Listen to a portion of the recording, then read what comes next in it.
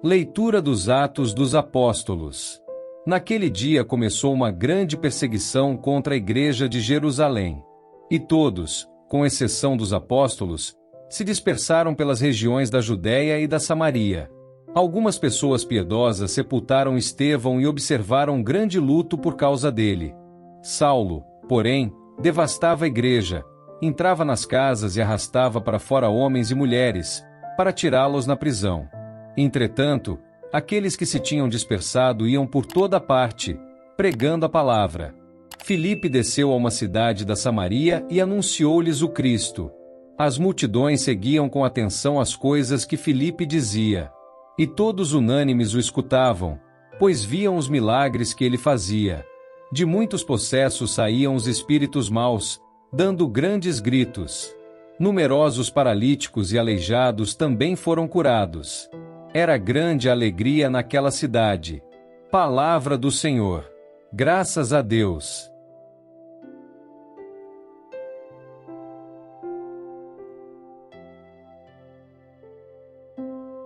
Proclamação do Evangelho de Jesus Cristo segundo São João.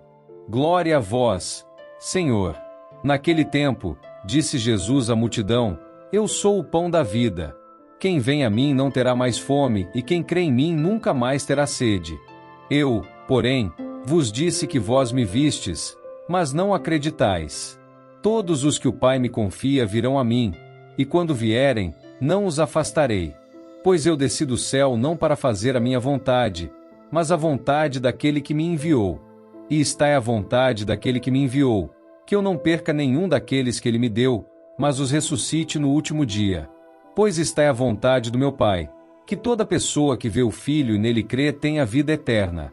E eu o ressuscitarei no último dia. Palavra da salvação. Glória a vós, Senhor.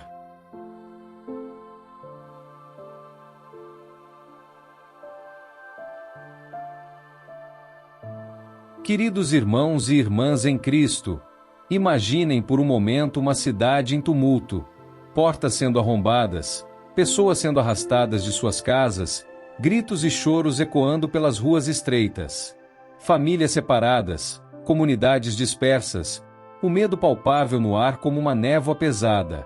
Esta é a cena que a primeira leitura de hoje nos apresenta. Naquele dia, desencadeou-se uma grande perseguição contra a igreja de Jerusalém. Este momento crítico na história da igreja primitiva poderia ter sido seu fim. A perseguição liderada por Saulo, sim, o mesmo homem que mais tarde se tornaria o grande apóstolo Paulo, era implacável. Ele devastava a igreja, entrando pelas casas, arrastando homens e mulheres e mandando-os para a prisão. Que momento de escuridão e desespero para aqueles primeiros seguidores de Jesus. E, no entanto, algo extraordinário acontece. A leitura nos diz que os que se tinham dispersado iam por toda parte, anunciando a palavra. O que era para ser uma estratégia para silenciar o Evangelho tornou-se o catalisador para sua propagação. Como sementes levadas pelo vento de uma tempestade, os cristãos dispersos plantaram a mensagem de Cristo por onde passavam. Filipe, um dos 7 diáconos escolhidos para servir as mesas, de repente se torna um poderoso evangelista na Samaria. A mesma Samaria que os judeus evitavam, considerando seus habitantes impuros e heréticos. E o que acontece? As multidões unanimemente prestavam atenção às coisas que Filipe dizia. Sinais e milagres aconteciam, espíritos impuros eram expulsos, paralíticos e coxos eram curados. E houve grande alegria naquela cidade. Permitam-me repetir isso. E houve grande alegria naquela cidade. No meio da perseguição, da dispersão, do sofrimento, alegria. Não uma alegria superficial ou passageira, mas uma alegria profunda, transformadora, contagiante. Uma alegria que só pode vir de um encontro genuíno com Cristo.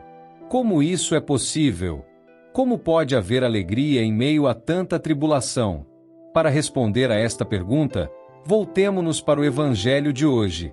Jesus declara: Eu sou o pão da vida.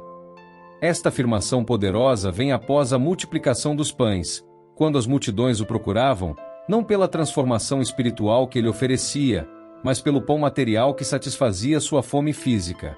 Jesus está nos dizendo que Ele é mais do que um provedor de necessidades temporárias. Ele é a própria fonte da vida eterna. Quem vem a mim não terá mais fome, e quem crê em mim nunca mais terá sede. Que promessa extraordinária! Não é apenas uma satisfação momentânea que Ele oferece, mas um preenchimento permanente dos mais profundos anseios da alma humana. Reflitam sobre isso por um momento. Quantas vezes buscamos saciar nossa fome interior com coisas que nunca realmente nos satisfazem? O sucesso profissional, o reconhecimento social, as posses materiais, os prazeres passageiros, todos prometem felicidade, mas deixam um vazio que logo exige mais. Jesus está nos oferecendo algo radicalmente diferente, uma satisfação que dura, uma plenitude que permanece, uma vida que transcende as circunstâncias externas, por mais difíceis que sejam. É esta realidade que explica a alegria na cidade da Samaria. É este pão da vida que sustentou aqueles primeiros cristãos em meio à perseguição.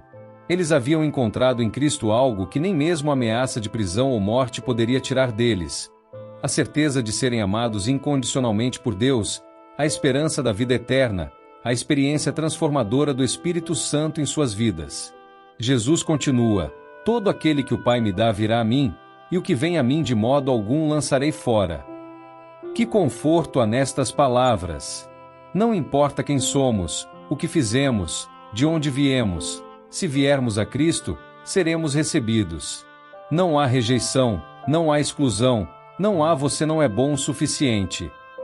E qual é a vontade do Pai? Jesus deixa claro que todo aquele que vê o Filho e nele crê tem a vida eterna. A vontade de Deus não é a nossa destruição, mas nossa salvação. Não é nossa condenação, mas nossa redenção. Não é nossa rejeição, mas nossa ressurreição, e eu o ressuscitarei no último dia. Meus queridos irmãos e irmãs, estas leituras nos falam poderosamente hoje.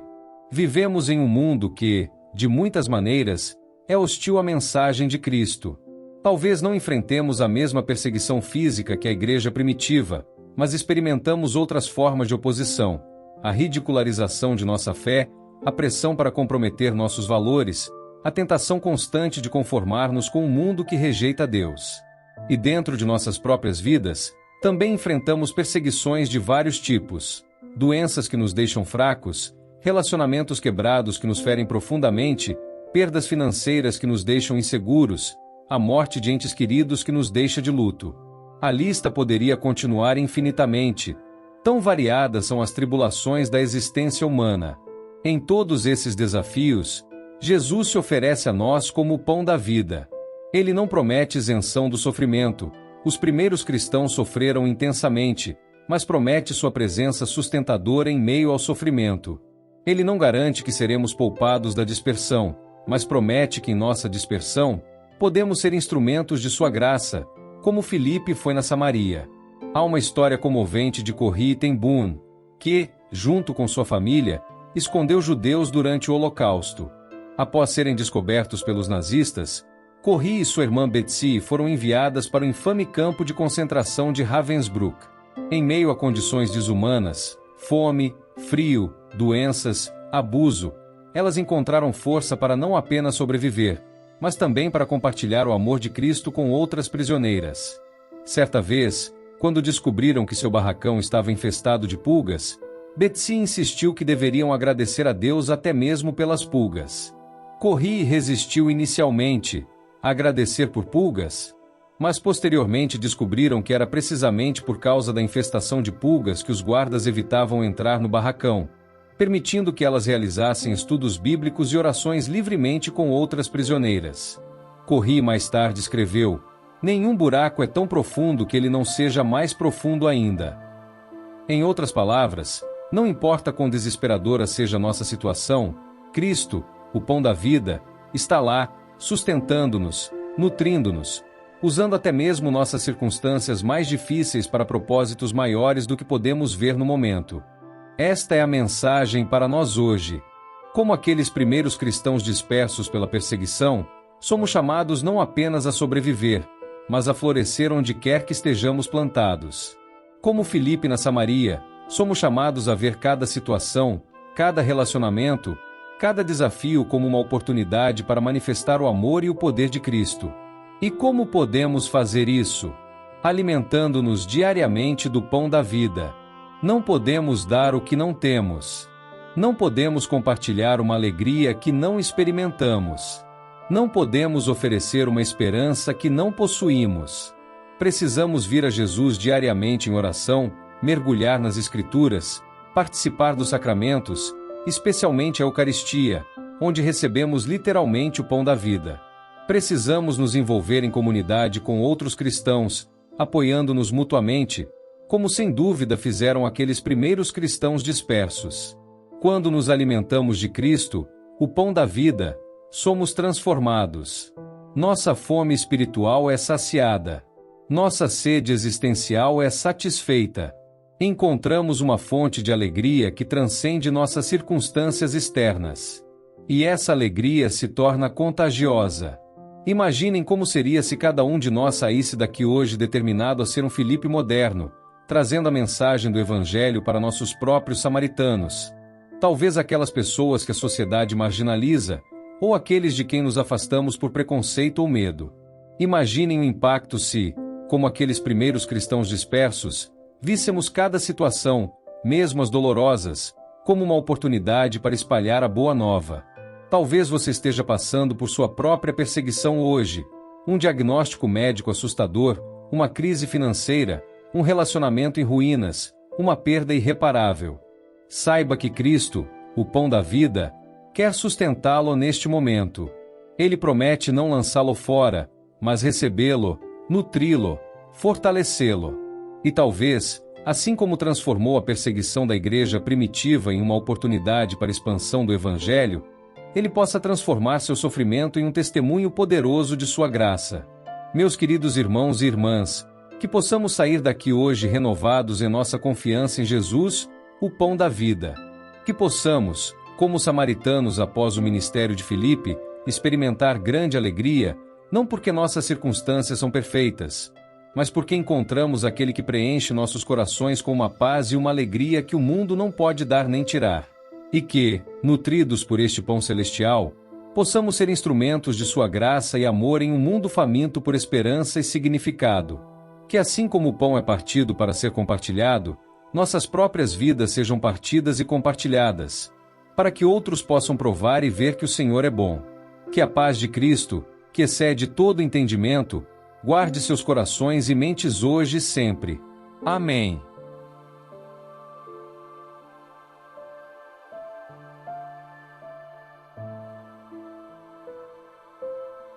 São Miguel Arcanjo, defendei-nos no combate.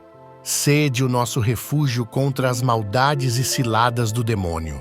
Ordene-lhe Deus, instantemente o pedimos, e vós, príncipe da milícia celeste, pela virtude divina, precipitai no inferno a Satanás e aos outros espíritos malignos que andam pelo mundo para perder as almas. Amém.